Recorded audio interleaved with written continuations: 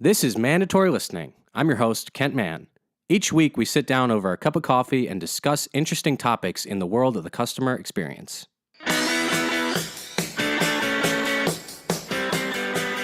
Welcome to Mandatory Listening. This is Kent Mann. I'm joined today by Emily. How you doing, Emily? I'm doing great. How are you doing? What's your last name, Emily? Glaser is my last name. All right, cool. Not Glasser. That's actually the only way people mispronounce it. So we can't run through any other examples. But yeah, most of the time people assume it is Glasser because it is an S, but it is Glaser like it has a Z. Well, that is the good part about having one syllable name, first and last name. I don't have to worry about that. People never say Kent Mannanen. No, they don't. We could add a couple more N's at the end. And then it would get confusing. But just two, it's safe. Well, we're not talking about semantics or names or how to mispronounce things today, but we are talking branding. We are. Branding and vision. And that's why we brought you on here. That is. So for those of you who don't know, I'm the vice president of marketing here at the Mann Group. So you recognize my written voice, although you may not recognize my speaking voice because I generally tend to avoid getting behind a microphone. But here I am today for you. So yeah, as vice president of marketing here at the Mann Group, I think my biggest job is to create a brand story for us. So something that people recognize as our voice, what we're here for, what we offer. And now I'm starting to do that a little bit more with people that we work with. So I guess just looking outside of ourselves and thinking more broadly about branding and marketing is something that I've started doing within the past few years and really enjoy it and want to share it with more people. So yeah. Did you study something like that in college? I did not. I studied English. Well, kind of. I studied English and anthropology. Yeah. So if you really want to reinterpret what anthropology is, then kind of, yes. Definitely. But not really. So, well, I guess, what kind of music are you listening to these days?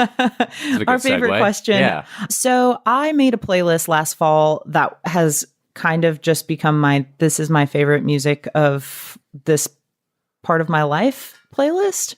So it's like The National and Future Islands and I don't know, everything else indie that doesn't get old. Yeah, you're our registered concert attendee. I am. So it's a good question for you. It is. Oh, I don't just ask it to everyone just because. It is. Yeah, no. Most recently attended concert was Amen Dunes. Okay. And he was great. And then I think I'm going to go see a concert next week. Oh gosh, I'm not going to be able to remember what the name of the band is, but someone described it to me as a female-led pavement, which is interesting. Yeah. So yeah, Speedy Ortiz is the name of that band that I might go see next week.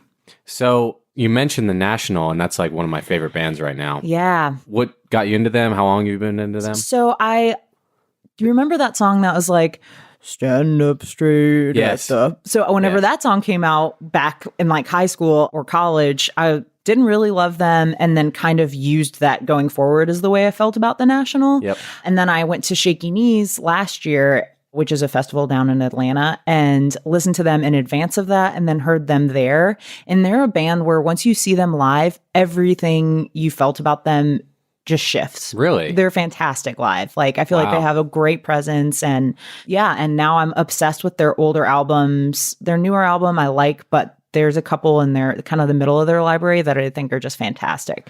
Yeah. What's the one with, it's like the second most recent album, Pink Rabbits? Oh, yeah. Dude, yeah. that one. Yeah. There are like 5 songs on there that I can listen to at any exactly. time. Yeah. That's exactly how I feel about that same album, which I'm not going to be able to remember the name of the album because I don't know this. It's got like I Should Live in Salt in it. Yeah. For those of you listening, and if you're trying to get an introduction to The National, that is the album that you should start with. I feel like it's like a cult following band because they're so unique. The lead singer's voice, like the instrumentals, the sound, all of it's just amazing. Yeah. And they're like a very tight, like they know what they're doing. Yeah. You know? Well, yeah. And I remember about a year or two ago, they played in Asheville at the Civic Center. And I happened to be downtown that night. And I met up with a friend and he was like, I just went to see the National. And I said, what, they're playing here? And he's like, yeah, and they didn't even fill out the seats. It was like $35. And I was like, how did I miss this? No. Yeah, so that was devastating. So I'll never get that night back. No. Well, hopefully, I think they're on tour now, so maybe they'll come back through. Maybe. Fingers crossed. So we've talked plenty about the National and their branding and their vision. This is actually just an episode about the National. Yeah. We're going to transition this into a music discussion podcast. So we've destroyed that topic. So let's talk about, you mentioned branding, you mentioned our vision, our story. What is a brand?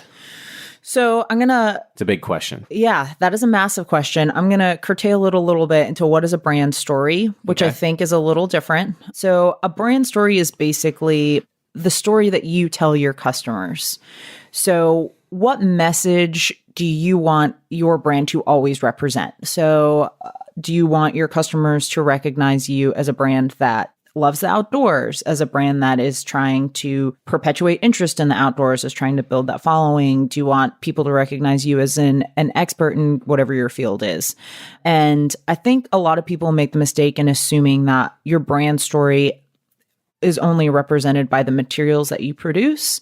But I think it's really important to recognize that your brand story is present across multiple platforms. So it's your in-store experience, it's your website, it's your social media, it's every marketing material that goes out. So whether that's you have a weekly email that announces sales, or you have a billboard, or you have a radio announcement, you want all of those to be telling the same story. And I don't mean like, hi, this is brand A, and like literally having the same message repeated, but just making sure that the story, air quotes, is the same across all of those platforms. Okay. And you said that the in-store experience is part of that too. Yeah. Which we always talk about, the in-store experience. We love the customer experience. And so could the part of your brand story be then each individual member of the store? Absolutely. So that includes who you're hiring. So are they going to be able to represent your brand story authentically? And then also down to like signage in your stores. So it's your in-store experience, again, is a multi-level representation of your brand story. Yes. Like where it shows up in your store. Yep. What your fitting rooms are like. Yeah. So with the industries that we work with, the outdoor, run, bike, action sports, that kind of thing, and even, manufacturers, I think a lot of companies and brands make the mistake of, we don't want to be pushy, we don't want to be in your face. And so our brand story is just, if we hire you, then you're part of the brand story, right? Not the other way around. We have a brand story, and do you mesh with that? Yeah. So how does that dynamic work? That's a really good point, actually. I don't think that they are necessarily contradictory ideas. I think, one, you should be hiring people who are already kind of represent your brand story. So again, take the outdoors as an easy example. You would want to hire someone who believes in the outdoors. So not necessarily that they are incredibly comfortable with skiing, if skiing is your key category, but that they love the outdoors, if that's a part of your brand story, is loving the outdoors, because you can't really teach that to someone. And then also having a brand story available to them. So that should be part of your training. Like, what do we want to represent as a company, and making sure that that's something that you're also communicating to the new hires that you have. Okay. And then for a lot of these brands, they'll either have a segment or one person that does their social media. Like, for you, in our case, you do our branding and our writing and our social media. And so that person then has everything to do with the online presence. Yeah. So if the in-store experience is different than the online presence, what's that? Right. I mean, that's really problematic. That's the whole topic, is uniting your brand and vision. Exactly. And if you have someone who's doing someone totally different who's doing your website, especially if you're doing online sales, then that's how you potentially have three totally different voices between your store, your social media, and your website. Right. So I think that's just a part of building a team that's really communicative and that's really comfortable defining that brand voice. Again, just having a defined brand voice and making sure that that's distributed among all your employees. Right. Maybe checking in and making sure, like, that should be part of your strategic planning. Right. to make sure that you're still on brand. Yeah. And if you want to make a big shift or have a new initiative, it has Yeah. to fit with that brand or vision. Yeah. That's interesting. So how do you determine, if I own a store or if I own 5 stores and it's a brand that, may have been around before me or whatever it is, how do you come up with and say, this is our brand now? Yeah. This is different than our mission statement, our vision, but this is our brand. Yeah. So your mission statement and your vision are going to be key factors in defining your brand, obviously. But I think that those are very narrow, whereas defining a brand or a brand story is really broad. So I would suggest doing some kind of strategic planning meeting around defining your brand. And even if you think you already know what your brand is, this could still be a really useful exercise, because I think once you sit down and start asking these tough branding questions, you're going to find that maybe it's not really defined. So some of those questions should include who your ideal client is and who your current client is. And if those are different, then either figuring out if you want to create a brand story that shifts towards that ideal client or that appeals more to your current client. Yeah. Because I think that's a really big factor, right? Definitely. If those are different. What do you want your brand and product to accomplish? So if you have a big goal, again, outdoors, this is the example that I'm going to keep returning to today. If your broad goal as a brand is to get more people outdoors, that needs to be really apparent via your brand story. What emotions do you want to evoke? So do you want to feel like a trusted brand? Do you want to feel like a fun brand? Do you want to feel, what do you want to inspire in people whenever they see your brand? Yeah. Wherever it is. Yeah. Do you have a specialty? Obviously, that should be something that fits into your brand story. And then a really important one is, what's your USP? So what's your unique selling point over everybody else who's in your market? And that is going to be, I think, kind of the key to creating a brand story, because that's what sets you apart. That's the story you tell so that people want to come to you instead of the big guys or whoever your competition might be. Yeah. And which is outside of just the product that you sell, although that could be part of your brand, is that we want to have the most unique product in town. You know, that could be part of it. Yeah. But it's not just an accident. Yeah. So I took a marketing class in college, and I was not a marketing major, and it was not my forte. But I remember we talked about, we would have these little case files about certain brands that did branding or marketing very well. And one of them was Trader Joe's. Okay. And Trader Joe's arguably has one of the best branding of, most grocery stores out there, because they just, like Whole Foods kind of has that like really high end, way too expensive, kind of pretentious, like that kind of vibe.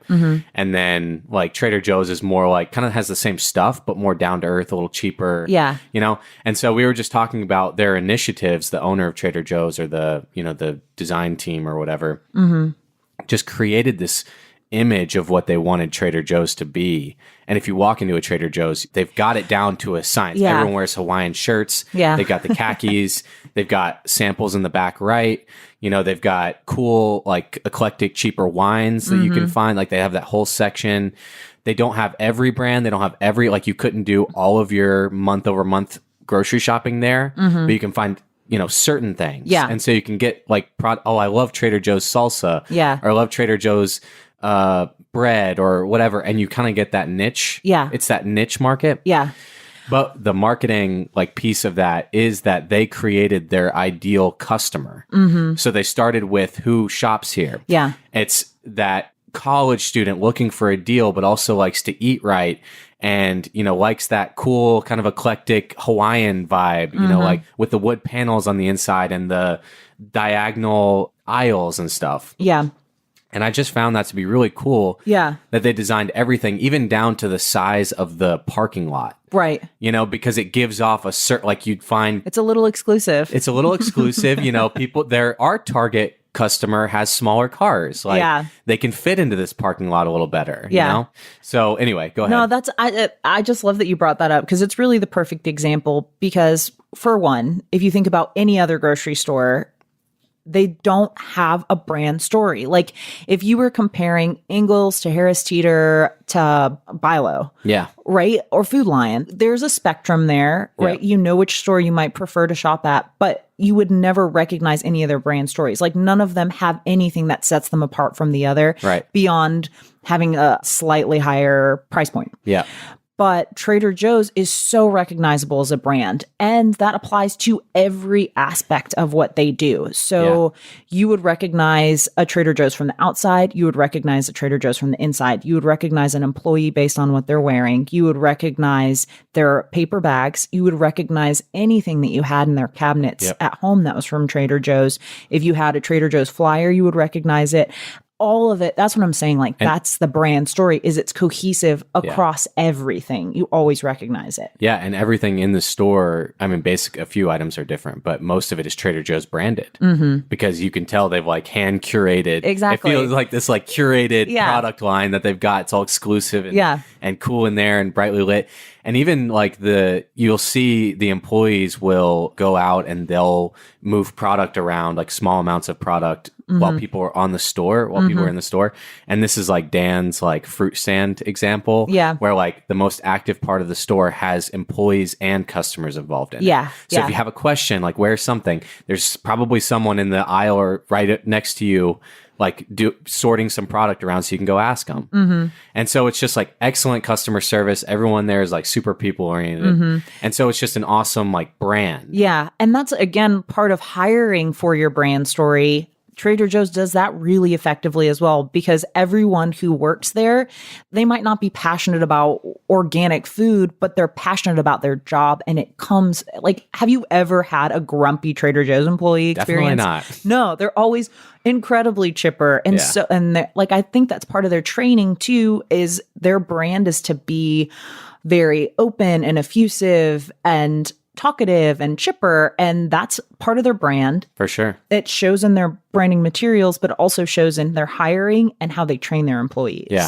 I love that. Yeah, it's amazing. Yeah. And, you know, like I said, you can't get everything there, but it almost makes it like, ooh, I get to go to Trader Joe's. Oh, today. yeah. Like, No, it's totally an experience. It doesn't become monotonous because you like, it's exciting every time you go. Yeah. And that should be the same. Everything about what we just said about Trader Joe's and why their brand story is really effective is easily transferable to whatever retail sector you're working in. Yeah. Like sometimes maybe going out and buying a new tent doesn't feel like a fun experience, but if the whole brand is united under that experience of buying a tent, and it's, I don't know, I guess you just want people to be able to be like, oh, that's a so-and-so tent, and I got that from here, and that's really cool because it aligns with their marketing materials that, I don't know, this isn't going well, but you get what I'm saying. Like, it should be, you should take those same ideas and transfer them to your business really easily. Yeah. I mean, in that meeting that decides what is our brand, what is our, you know, X, Y, or Z, the more questions that are asked, the better. Like,